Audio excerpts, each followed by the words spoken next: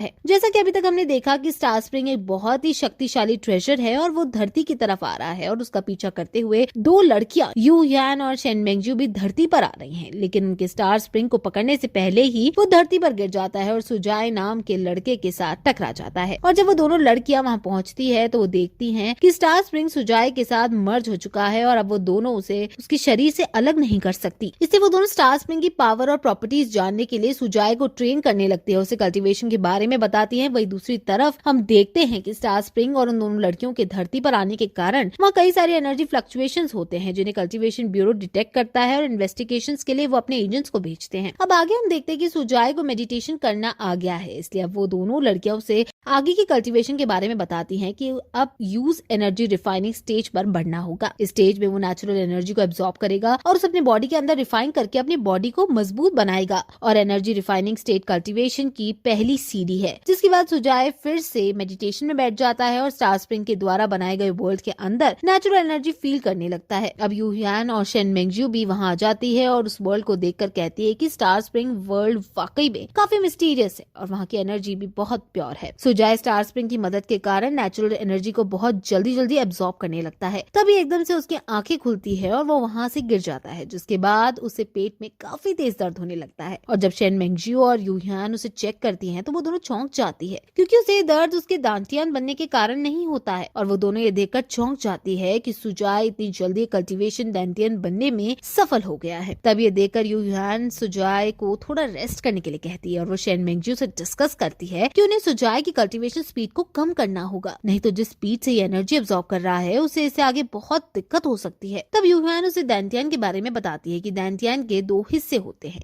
एक ऊपरी हिस्सा और एक निचला हिस्सा। जहाँ ऊपर के पार्ट में स्पिरिचुअल सेंस होता है तो वही नीचे वाले पार्ट में स्पिरिचुअल पावर होती है। अभी सुनकर सुजाय उसे दांतियान के बारे में पूछने लगता है तो वो बताती है कि दांतियान एक ऐसा पॉइंट होता है जहाँ पर कल्टीवेटर्स अपनी सारी एनर्जी को स्टोर करते हैं और जरूरत पड़ने पर वहाँ से अपनी एनर्जी को पूरी बॉडी में सर्कुलेट करते हैं। इससे दांतियान किसी भी कल्टीवेटर की जिंदगी का सबसे इम्पोर्टेंट हिस्सा होता है और दांतियान के बिना कोई भी कल्टीवेशन नहीं कर सकता। ये दांतियान हर किसी के पेट के निचले हिस्से में होता है। इससे दांतियान बनने के बाद सुजाय को पेट में दर्द होने लगेगा। फिर वो उसे आगे बताती है कि कल्टीवेशन के दौरान हम एनर्जी को अपने मेरिडियंस में एब्जॉर्ब करते हैं, जहाँ हम उसे स्पिरिचुअल पावर में रिफाइन करके दांतियन में स्टोर कर लेते हैं। और वो लोग जो पहली बार कल्टीवेशन स्टार्ट करते हैं उनके दांतियन में कई सारी इम्प्योरिटीज आ जाती हैं और जब स्पिरिचुअल पावर उन इम्प्योरिटीज को हटाती है तो हमें पेन फील होता है। इससे तुम्हें जितना ज्यादा पेन फील होगा तुम उतने ही कम टैलेंटेड होगे। लेकिन ये सारा प्रोसेस बहुत स्लो होता है, इससे लोगों को इसमें ज्यादा पेन नहीं होता, लेकिन तुम अपनी कल्टीवेशन में बहुत जल्दी आगे बढ़ रहे हो, इससे तुम्हें एकदम से इतना ज्यादा पेन हुआ है। जिसे सुनकर सुजाय थोड़ा उदास हो जाता है, लेकिन यू यान उससे तब कहती है कि लेकिन तुम्हें हिम्मत नहीं हारनी चाहिए और मन लगाकर कल्टीवेशन करते रहना होगा, क्योंकि जब तुम एनर्जी रिफाइनिंग स्टेज पर पहुंच जाओगे तो तुम लेसर मैजिक प्रैक्टिस कर सकते हो। जिसे सुनकर सुजाय खुश हो जाता है। वही अब हम दूसरी तरफ देखते हैं कि कल्टीवेशन ब्यूरो में ऑफिसर अपने आदमी को डांट ही रहा होता है कि तुम्हें काम करते करते 12 घंटे हो गए हैं, लेकिन उस छोटी सी जगह में तुम कुछ भी नहीं ढूंढ पाए हो। जिस पर वो आदमी चुपचाप खड़ा रहता है। तब वो ऑफिसर उसे वहाँ से भगा देती है और जल्द से जल्द रिजल्ट्स लाने को कहती है। अब उस आदमी के जाने के बाद वो ऑफिसर सोचने लगता है कि आखिर वो एनर्जी फ्लक्चुएशंस क्या थे, क्या कोई ऑल ड्रीम से यहाँ आया है जिसकी वजह से वो फ्लक्चुएशंस हुए थे, और अगर वो ऑल ड्रीम से थे तो अभी तक एंसेस्ट्रल लैंड के रिस्ट्रेंट कोई रिस्पॉन्ड क्यों नहीं कर रहे। जिसके बाद हम देखते हैं कि सुजाय फिर से कल्टीवेशन में बैठा है, लेकिन वो अपनी कल्टीवेशन में कॉन्सेंट्रेट नहीं कर पा रहा है, जिसे देखकर यू यान गुस्सा होने लगती है और उसे कहती है कि तुम तीसरी बार अपनी मेडिटेशन में फेल हुए हो। जिस पर सुजाय फिर से कोशिश करता है, लेकिन वो फिर से फेल हो जाता है। अब उसे सही करने के लिए वो दोनों लड़कियां उससे हर बात पर फेल होने पर पंच मारने लगती हैं और अब तक सुजाय 22 बार उनसे पिट चुका होता है, लेकिन वो अपनी मेडिटेशन में बैठने में कामयाब नहीं हो पाता। तब वो फिर से कई बार कोशिश करता है, लेकिन वो 32 बार फेल हो जाता है, जिसे देखकर यू यान सोचने लगती है कि सुजाय अब थक गया है और उन्हें अब कल्टीवेशन रोक देनी चाहिए और आज सुजाय को रेस्ट कर लेना चाहिए। लेकिन तब शेन मेंगजू हंसते हुए कहती है कि तुम बहुत दयालु हो और उसके अभी की फाउंडेशन ही उसके आगे मदद करेगी, और ये अभी जितना दर्द सह लेगा बाद में कल्टीवेशन वर्ल्ड में घुसने के बाद वो दर्द इसकी जान बचा सकता है। और फिर वो उसे डांट कर फिर से कल्टीवेशन करने के लिए कहती है। तब कल्टीवेशन करते करते सुजाय कुछ हैंड सील्स बनाता है, जिसके कारण वहाँ काफी सारी एनर्जी आने लगती है, जिसे देखकर वो दोनों लड़कियां समझ जाती है कि सुजाय अब एक क्रिटिकल मोड पर है। अब वो अगर उसका ध्यान भटका तो ये उसके लिए खतरनाक साबित हो सकता है। इसलिए ऐसा होने से रोकने के लिए शेन मेंगजू वहाँ एक बैरियर बनाने की कोशिश करती है, लेकिन तभी यूहान उसका हाथ रोक लेती है और कहती है कि अगर तुम्हें अपनी पावर्स यूज करनी है तो यहाँ का रिस्ट्रेंट पावर तुम्हें डिटेक्ट कर लेगा और हमारे लिए मुसीबत हो जाएगी। जिस पर शेन मेंगजू कहती है कि मैं अपनी केवल थोड़ी सी ही पावर यूज करूंगी, जिससे रिस्ट्रेंट को डिटेक्ट कर पाना आसान नहीं होगा, और अगर मैंने ऐसा नहीं किया तो सुजाए किसी खतरे में पड़ सकता है। ये सुनकर यूहान उसका हाथ छोड़ देती है और तब शेन मेंगजू अपने मंत्र और इनकार्नेशन से उसके चारों तरफ एक बैरियर बना देती है, जिसके बाद एक ही घंटे में सुजाए अपने दांटियन को स्टेबल कर लेता है और उसे एक्टिवेट करने में कामयाब हो जाता है। जिसे देखकर यूहान सोचने लगती है कि काफी तेजी से आगे बढ़ रहा है, जबकि मुझे अपने दांटियन को एक्टिवेट करने में 7 दिन का समय लग गया था। तब शेन मेंगजू सुजाए को रुकने के लिए कहती है, उसे बताती है कि तुम्हारा दांटियन अभी अभी बना है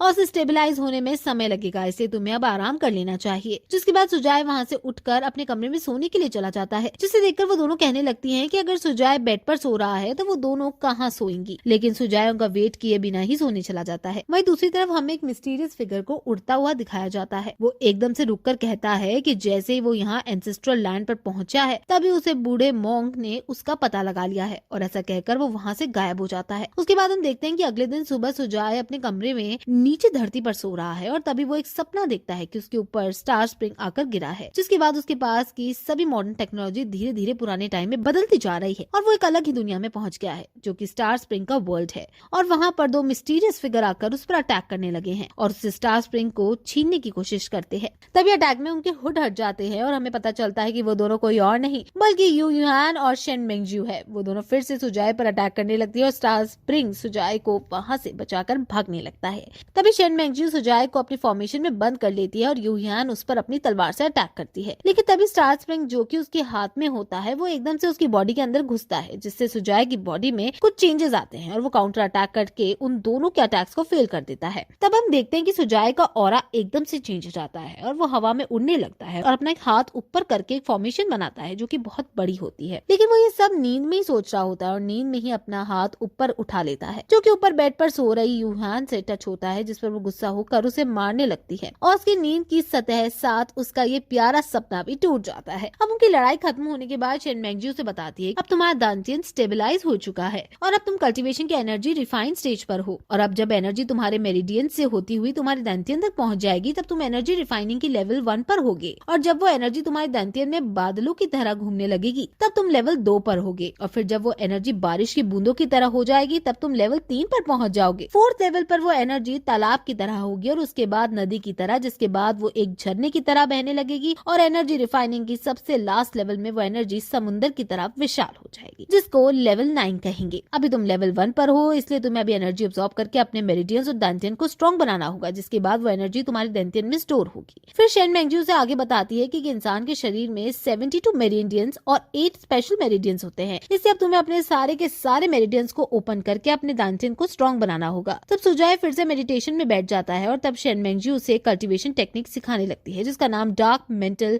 मेथड होता है। अब शेन मेंगजू सुजाए को कल्टीवेशन सिखा रही होती है, वहीं दूसरी तरफ यूहान कमरे में टैबलेट पर कुछ देख रही होती है, जिसे देखकर वो सोचती है कि एंसेस्ट्रल लैंड बहुत कमाल की जगह है और ये जादुई डिवाइस जो मेरे सामने है ये कोई भी मैजिकल फ्लक्चुएशंस भी निकाल रहा है, लेकिन फिर भी इसमें जो चीज दिखाई दे रही है वो कितनी असली लग रही है। तभी वहाँ शेन मेंगजू भी आ जाती है और उससे कहने लगती है अब इस टूल को देखने की मेरी टर्न है, जिस पर यूहान उस टैबलेट को शेन मेंगजू को दे देती है और कहने लगती है अभी इसके अंदर कुछ और लोगों ने हैंड सील्स बनाई थी, लेकिन मुझे कोई भी मैजिक फील नहीं हुआ, ये कैसे हो सकता है। जिस पर शेन मेंगजू कहती है कि सुजाए ने पहले ही बता दिया है कि ये कोई इल्यूजन या मैजिक नहीं है बल्कि एक टीवी ड्रामा है। और दोस्तों तब तुम्हें पता चलता है कि असल में वो दोनों लड़कियां टैबलेट पर tales of demon and gods देख रही होती हैं, जिसके बाद उन दोनों में उस सीरीज को देखने पर लड़ाई होने लगती है। वहीं सुजाए अपनी कल्टीवेशन कंटिन्यू रखता है। और दोस्तों इसी के साथ